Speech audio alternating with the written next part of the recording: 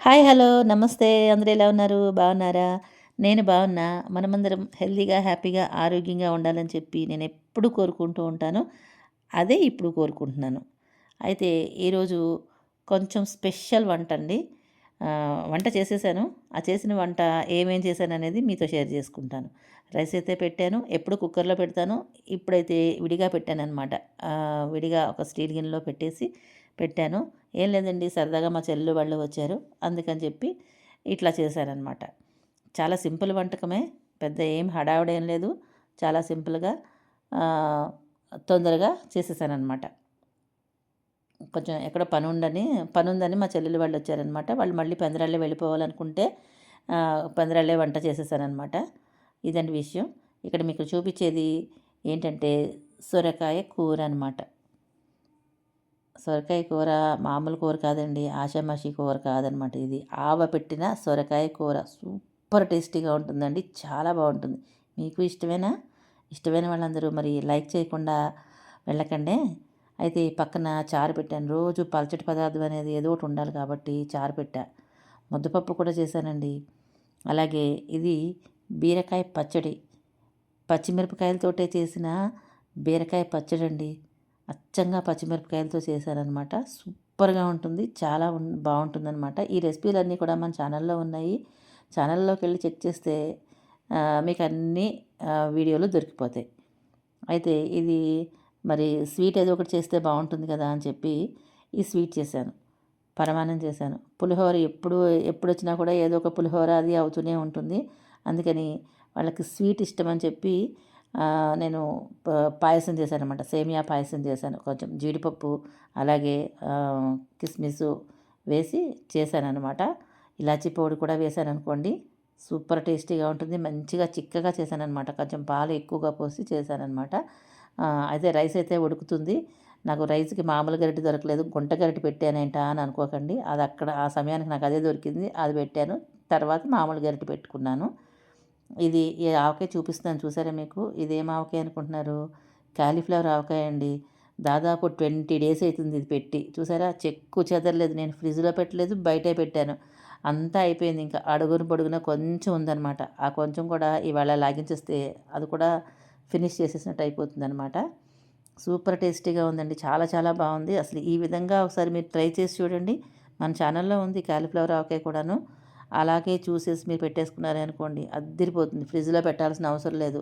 నేను 20 రోజుల పాటు బయటే ఉంచాను అంటే మీరు ఆలోచించొచ్చు. అస్సలు పాడవలేదనమాట. చాలా బావుంది. ఓవరాల్‌గా నేను చేసిన ఐటెమ్స్ అన్నీ సూపర్ టేస్టీగా ఉన్నాయండి. చాలా బాగున్నాయి. నచ్చిందా మీకు? నచ్చితే మరి లైక్ చేయండి. అయితే ఇవి మార్నింగ్ చేసినవనమాట. మరి ఈవినింగ్ కూడా ఏదో ఒకటి చేసుకోవాలి కదా!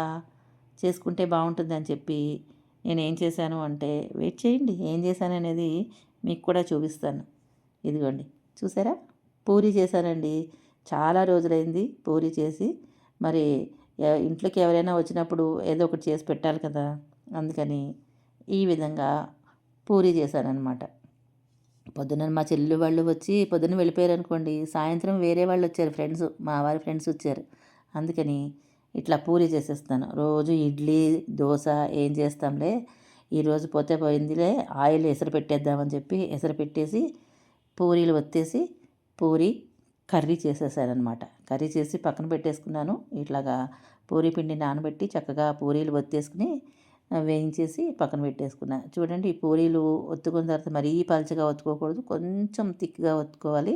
ఒత్తుకున్న తర్వాత పూరి వేడి వేడి ఆయిల్ ఉండాలి. ఆయిల్‌లో వేసిన తర్వాత చక్కగా ఇట్లా మనం ఆ గరిటె పెట్టుకుని ఇలా ఒత్తితే అది పైకి చాలా ఉబ్బుతుంది. ఇప్పుడు చూడండి చూపిస్తా. ఇలా వేసి ఇట్లా ఒత్తితే అది చక్కగా ఇట్లా పొంగుతుందనమాట.